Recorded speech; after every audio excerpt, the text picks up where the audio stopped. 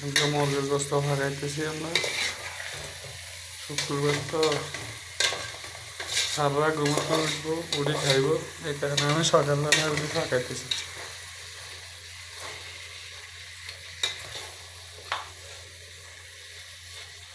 মোটামুটি এই দেশে খানা দানা বালা, খারাপ খানা নেই। মাছ গোস্ত খাইতে মারি সবসময়, কিন্তু শাকসবজি খাইতে মারি না। আর এই দেশে শাকসবজির দাম বেশি, এই কারণে আমরা মাছ গোস্ত খাই বেশি। আর ফাঁককরণের জ্বালা সবজি কিনে কম, গোস্ত আর মাছে সবসময় চলে বেশি।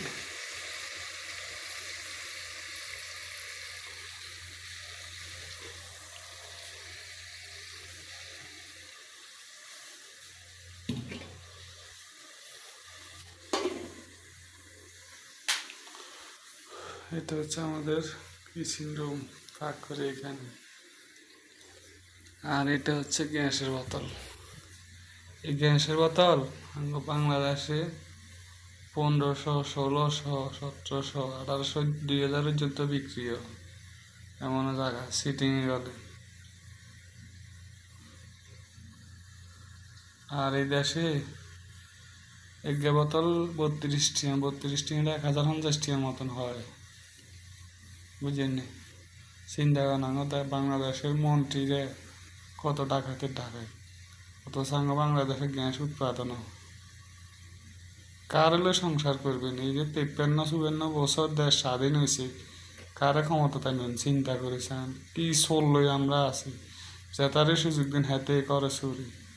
তো আর কি কমু, দেশের মানুষ যা তারা বুঝের মানুষ, যাদের ভিতরে ধরেন ইমানের জোর বল আছে, ইসলামের প্রতি বিশ্বাস আছে, তাদেরকে বলতেছি উদ্দেশ্য করে, তারা অন্তত এবার আল্লাহর মধ্যে বিশ্বাস যদি থাকে, আল্লাহরা হাজির নাজির করি, জামাত ইসলামের পক্ষে একটা ভোট দেবেন।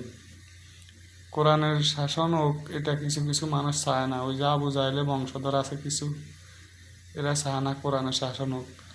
যারা এখন বর্তমানে মৌলবাদী ধর্ম ব্যবসায়ী বলি কথা বলতেছে, তাদেরকে সবাইকে বলবো, তাদেরকে চিহ্ন করে দেখবেন। এরা মরলে এদেরকে যেন মৌলবাদীরা কবর না দেয়, বুঝছেন?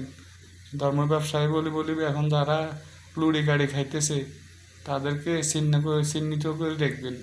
মরলে যেন মৌলবীরা যেন না যায়, ধর্ম ব্যবসায়ীদেরকে যেন না ডাকা হয়।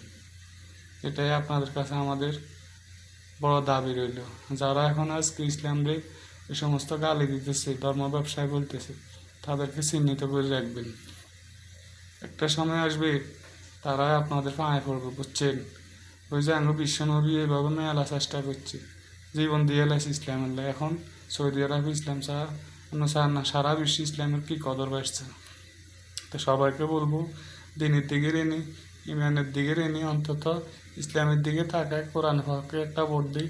একবার সুযোগ দিয়ে দেখেন, যদি ক্ষমতায় এরা ভালো মতো না চলে, এরপরে পাল্টাই দিয়ে 53-54 বছর যেভাবে দিচ্ছেন এভাবে দিয়ে। তো রাখি, আমার কথাতে যদি কেউ মনে কষ্ট নিয়ে থাকেন আমাকে মাফ করে দেবেন, সরি। রাখি, আল্লাহ হাফিজ, আসসালামু আলাইকুম।